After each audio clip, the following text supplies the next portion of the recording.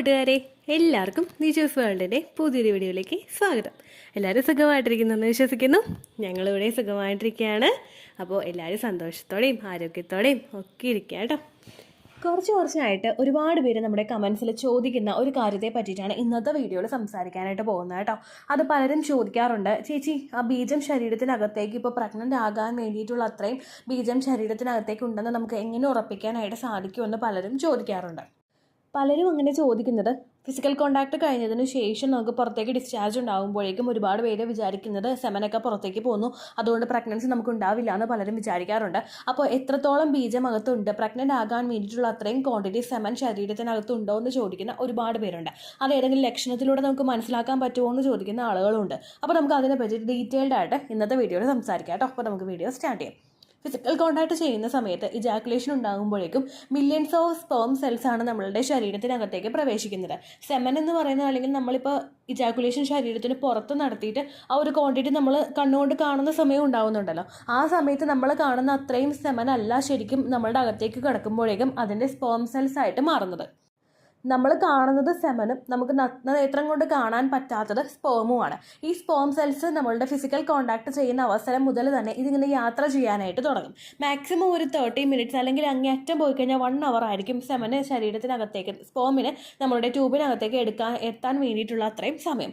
ഈ സമയം കൊണ്ട് അവിടെ സ്ത്രീ ശരീരത്തിലുണ്ടെങ്കിൽ അവിടെ ആ ഒരു മൊമെൻറ്റിൽ തന്നെ നമുക്ക് ഇജാക്കുലേഷൻ സംഭവിക്കും. അപ്പോൾ നമ്മളുടെ ശരീരത്തിനകത്ത് നമുക്ക് പ്രഗ്നൻ്റ് ആകാൻ വേണ്ടിയിട്ടുള്ള അത്രയും സെമൻ ഉണ്ടോ അത് നമുക്ക് മനസ്സിലാക്കാം. ലക്ഷണങ്ങളിലൂടെ മനസ്സിലാക്കാൻ പറ്റുമോ എന്ന് ചോദിച്ചു കഴിഞ്ഞാൽ നമുക്കൊരിക്കലും അങ്ങനെ മനസ്സിലാക്കാനായിട്ട് സാധിക്കില്ല. പിന്നെ അത്രയും ക്വാണ്ടിറ്റി സെമൻ ഉണ്ടെന്ന് നമുക്ക് ഉറപ്പിക്കാൻ കഴിയുന്നത് മറ്റു പല മാറ്റങ്ങളിലൂടെയുമാണ്.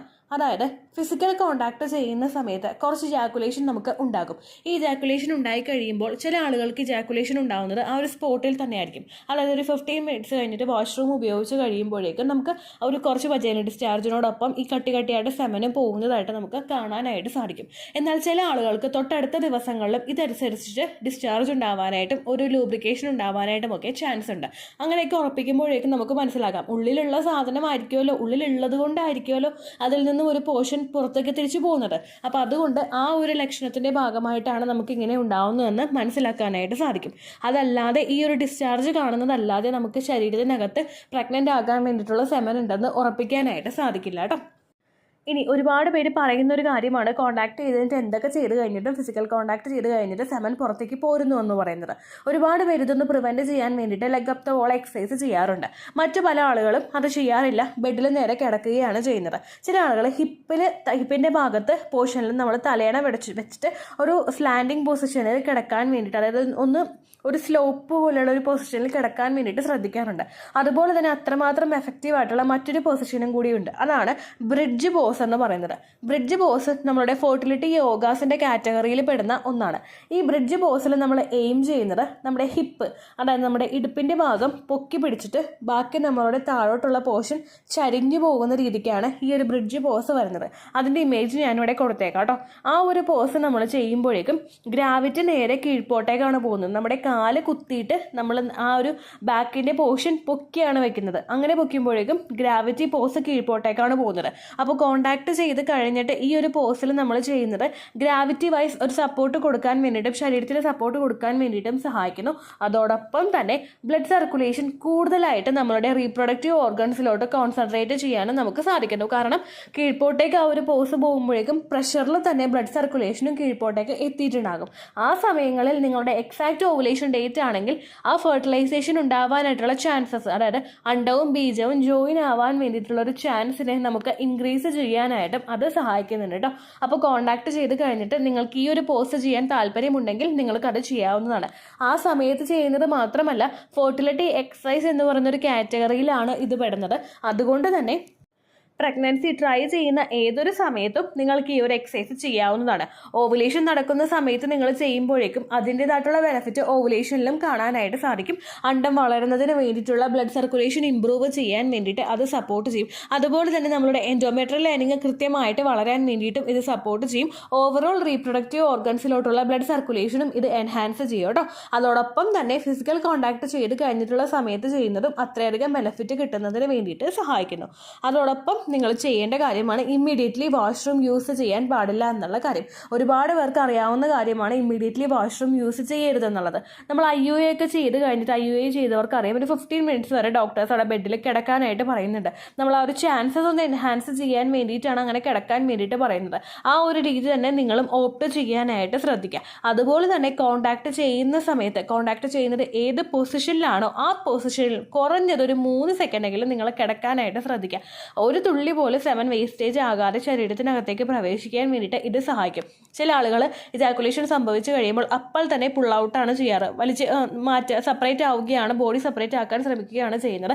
എന്നാൽ അങ്ങനെ ചെയ്യാതെ ഒരു 3 സെക്കൻഡെങ്കിലും മാക്സിമം നിങ്ങൾ ആ ഒരു പൊസിഷൻ മെയിൻറ്റെയിൻ ചെയ്യുകയാണെങ്കിൽ ആ ഒരു സെമൻ ഫുള്ളായിട്ട് അകത്തേക്ക് പ്രവേശിക്കുന്നതിന് വേണ്ടിയിട്ട് അത് സഹായിക്കുന്നു.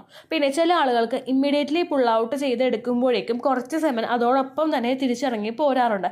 അത് പ്രിവെൻറ്റ് ചെയ്യാൻ വേണ്ടിയിട്ട് സ്ലോലി പുൾ ഔട്ട് ചെയ്യാനായിട്ട് ശ്രദ്ധിക്കുക. ഇമ്മീഡിയറ്റ്ലി ചെയ്യാതെ സ്ലോലി ശരീരം വേർപെടുത്തിക്കൊണ്ട് പോകാനായിട്ടും ശ്രദ്ധിക്കുന്നത് നല്ലതായിരിക്കും കേട്ടോ. അതുപോലെ തന്നെ ക്ലീൻ ചെയ്യുന്ന സമയത്ത് ഒരുപാട് സോപ്പ് നിങ്ങൾ ഉപയോഗിക്കാനായിട്ട് പാടില്ല. ഒരുപാട് പേര് ചെയ്ത് വെക്കുന്ന മിസ്റ്റേക്കാണത്. 15 മിനിറ്റ്സ് കഴിഞ്ഞിട്ട് ബെഡിൽ കിടന്നിട്ട് 15 മിനിറ്റ്സ് കഴിഞ്ഞ് എഴുന്നേറ്റ് നിങ്ങൾ വാഷ്റൂം യൂസ് ചെയ്യുകയാണെങ്കിൽ കൂടെ തന്നെയും ഒരിക്കലും ഒരുപാട് ഫ്രാഗ്രൻസ് ഉള്ള സോപ്പുകൾ ഒരുപാട് പതപ്പിച്ചിട്ട് നിങ്ങൾ ക്ലീൻ ചെയ്യാനായിട്ട് പാടില്ല.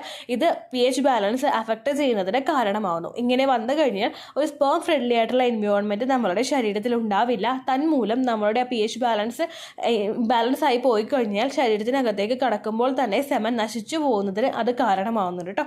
നിങ്ങൾ നല്ലൊരു വെള്ളം ഉപയോഗിച്ചിട്ട് നല്ല രീതിക്ക് ക്ലീൻ ചെയ്താൽ മതിയാകും. അല്ലെങ്കിൽ ഇൻറ്റിമേറ്റ് ഹൈജീൻ പ്രോഡക്ട്സ് എന്തെങ്കിലും ഡോക്ടർ നിങ്ങൾക്ക് തന്നിട്ടുണ്ടെങ്കിൽ അതും ഉപയോഗിക്കുന്നത് നല്ലതാണ്. ഉപയോഗിക്കാത്തവർ അത് പുതിയതായിട്ട് പുറത്തുനിന്ന് മേടിച്ചിട്ട് ഉപയോഗിക്കേണ്ട ആവശ്യമില്ല കേട്ടോ. കാരണം ഓൾറെഡി ക്ലീനിങ് പ്രോസസ്സ് വജൈനയിൽ തന്നെ സംഭവിക്കുന്നുണ്ട്. ഇത്രയും കാര്യങ്ങൾ ശ്രദ്ധിച്ചു കഴിഞ്ഞാൽ എളുപ്പത്തിൽ നിങ്ങൾക്ക് പ്രഗ്നൻ്റ് ആകാനായിട്ട് സാധിക്കും. അതുപോലെ തന്നെ ശരീരത്തിനകത്തേക്ക് പ്രവേശിക്കുന്ന സെമൻ്റെ ക്വാണ്ടിറ്റി വർദ്ധിപ്പിക്കാനും നിങ്ങൾക്ക് യൂസ്ഫുൾ ആകും. വേസ്റ്റേജ് പ്രിവെൻറ്റ് ചെയ്യാൻ വേണ്ടിയിട്ടും ഇത് സഹായിക്കും. ഇതൊക്കെ ചെയ്തിട്ട് നിങ്ങൾ ഇജാക്കുലേഷൻ സംഭവിച്ചിട്ട് കുറച്ച് സെമൻ പുറത്തേക്ക് പോരുന്നുണ്ടെങ്കിൽ അതിൽ നിങ്ങൾ വിഷമിക്കേണ്ട ആവശ്യമില്ല. ഒട്ടും മൂവ് ചെയ്യാനായിട്ട് കപ്പാസിറ്റി ഇല്ലാത്ത കുറച്ച് ക്വാണ്ടിറ്റി സെമനാണ് പുറത്തേക്ക് വരുന്നത്. അത് നോർമൽ ആയിട്ടുള്ള കാര്യമാണ്. ആ ഒരു സെമന് മൂവ് ചെയ്തിട്ട് ഉള്ളിലോട്ട് പ്രവേശിക്കാനായിട്ടുള്ള ഒരു കേപ്പബിലിറ്റി ഉണ്ടാവില്ല. ഇനി അങ്ങനെയുള്ള കേപ്പബിലിറ്റി ഉണ്ടെങ്കിലും ലോ ക്വാളിറ്റി ആയിട്ടുള്ള സെമനുമായിട്ട് ഫെർട്ടിലൈസേഷൻ ഉണ്ടാവുകയാണെങ്കിൽ അതിൽ നിന്നുണ്ടാകുന്ന എംബ്രിയോയ്ക്ക് 9 മന്ത്സ് സർവൈവ് ചെയ്യാനായിട്ടുള്ള ഒരു കപ്പാസിറ്റി ചിലപ്പോൾ ഉണ്ടായിക്കൊള്ളണമെന്നില്ല. അങ്ങനെ വന്നു കഴിഞ്ഞാൽ നിങ്ങൾക്ക് ഒരു കുഞ്ഞിന് വളർച്ചക്കുറവ് ഉണ്ടാവുകയോ ഹാർട്ട് ബീറ്റ് നിന്ന് പോവുകയോ അങ്ങനെയുള്ള പല ബുദ്ധിമുട്ടുകളും ഉണ്ടാകാനായിട്ട് ചാൻസ് ഉണ്ട് കേട്ടോ. അപ്പോൾ ആ പോകുന്നതിനെ ഓർത്ത് നിങ്ങൾ വിഷമിക്കേണ്ട. മാക്സിമം പോകുന്നത് പ്രിവെൻറ്റ് ചെയ്യാൻ വേണ്ടിയിട്ടുള്ള കാര്യങ്ങൾ നിങ്ങൾ ചെയ്യാനായിട്ട് ശ്രദ്ധിക്കുക കേട്ടോ. അപ്പോൾ ഇത്രയേ ഉള്ളൂ വീഡിയോ. ഫിസിക്കൽ കോണ്ടാക്ട്, സെക്സ് എന്നീ കാര്യങ്ങളെ പറ്റിയിട്ട് വീഡിയോസ് ചെയ്യുമ്പോഴേക്കും അതിൽ കമൻസ് ഇടുന്ന ആളുകളെ ടാർഗറ്റ് ചെയ്തിട്ട് വളരെ വൾഗറായിട്ടുള്ള രീതിക്ക് സംസാരിക്കുന്ന ഒരു ഗ്രൂപ്പ് ആളുകൾ നമ്മുടെ ചാനലിൽ ഇങ്ങനെ ഇടന്ന് കറങ്ങുന്നുണ്ട് കേട്ടോ. അപ്പോൾ അതുകൊണ്ട് അങ്ങനെയുള്ള കമൻസ് നിങ്ങൾ കാണുകയാണെങ്കിൽ ഒരു ലൈൻ വായിക്കുമ്പോൾ തന്നെ നിങ്ങൾക്കിത് എന്താണെന്ന് മനസ്സിലാവുമല്ലോ. ഫുള്ളായിട്ട് വായിക്കാൻ നിങ്ങൾ നിൽക്കരുത്. അപ്പോൾ തന്നെ പ്രസ് ചെയ്തിട്ട് ആ 3 ഡോട്ട്സ് സൈഡിൽ കൊടുത്തിട്ടുണ്ടാവും. കമൻറ്റിൻ്റെ തൊട്ടടുത്ത് തന്നെയായിട്ട് 3 ഡോട്ട്സ് താഴെ കൊടുത്തിട്ടുണ്ടാവും. ആ ഡോട്ട്സ് നിങ്ങൾ പ്രസ് ചെയ്തിട്ട് റിപ്പോർട്ട് അടിച്ച് ബ്ലോക്ക് ചെയ്യുക. കാരണം എന്താണെന്ന് വെച്ച് കഴിഞ്ഞാൽ അത് ഫുള്ള് വായിച്ചു കഴിഞ്ഞാൽ നിങ്ങളുടെ ഒരു ദിവസം മൊത്തം അങ്ങോട്ട് നശിച്ചു പോകും. അതുകൊണ്ടാണ് പറഞ്ഞത് കേട്ടോ.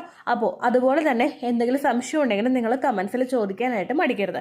പണ്ടത്തെ വീഡിയോയ്ക്ക് കമൻസ് ഇടുന്നവർക്ക് റിപ്ലൈ ലഭിക്കുന്നില്ലെങ്കിൽ ലേറ്റസ്റ്റ് ആയിട്ട് ഞാൻ ഏത് വീഡിയോ ആണ് അപ്ലോഡ് ചെയ്യുന്നത് അതിന് താഴെ കമൻറ്റ് ഒന്ന് കോപ്പി പേസ്റ്റ് ചെയ്യാനായിട്ട് ശ്രദ്ധിക്കുക കേട്ടോ. അതുപോലെ ഓവുലേഷൻ ഡേറ്റ് കണ്ടുപിടിച്ച് തരാനായിട്ട് റിക്വസ്റ്റ് ചെയ്യുന്ന ആളുകൾ എത്രയാണോ നിങ്ങളുടെ കൃത്യം സൈക്കിൾ ലെങ്ത് അത് മെൻഷൻ ചെയ്യാനായിട്ട് ശ്രദ്ധിക്കുക. സൈക്കിൾ ലെങ്ത് എന്നതുകൊണ്ട് ഉദ്ദേശിക്കുന്നത് ഓരോ മാസവും എത്ര ദിവസം കൂടുമ്പോഴാണോ നിങ്ങൾക്ക് ബ്ലീഡിങ് വരുന്നത് അതിനെയാണ് സൈക്കിൾ ലെങ്ത് എന്നതുകൊണ്ട് ഉദ്ദേശിക്കുന്നത്. അതായത് ഒരു മാസം നിങ്ങൾക്ക് ജനുവരി 1 ബ്ലീഡിങ് വന്നതെങ്കിൽ ബ്ലീഡിങ് വന്ന ദിവസത്തിന് ഡേ 1 ആയിട്ട് എടുക്കുക. സ്പോട്ടിംഗ് ഒന്നും നിങ്ങൾ കൺസിഡർ ചെയ്യേണ്ട. നിങ്ങൾക്ക് ചോര പോയി തുടങ്ങുന്ന ദിവസം അതാണ് ബ്ലീഡിങ് ദിവസം. അതിനെ ഡേ 1 ആയിട്ട് എടുത്തിട്ട് അടുത്ത മാസം ഫെബ്രുവരിയിൽ നിങ്ങൾക്ക് ഏത് ദിവസമാണോ ബ്ലീഡിങ് വന്നത് ആ ദിവസം വരെ ചേർത്ത് നിങ്ങൾ എണ്ണുക. അതായത് ജനുവരി 1 1 ആയിട്ട് എടുത്ത് ഫെബ്രുവരി 2 ആവുന്നതെങ്കിൽ ഫെബ്രുവരി 2 ലാസ്റ്റ് ഡേ ആയിട്ട് എടുത്തിട്ട് നിങ്ങൾ കാൽക്കുലേറ്റ് ചെയ്ത് പറയുക കേട്ടോ. അപ്പോൾ ഇത്രയേ ഉള്ളൂ വീഡിയോ. അടുത്തൊരു യൂസ്ഫുൾ വീഡിയോ ആയിട്ട് നമുക്ക് വീണ്ടും കാണാം. ബൈ.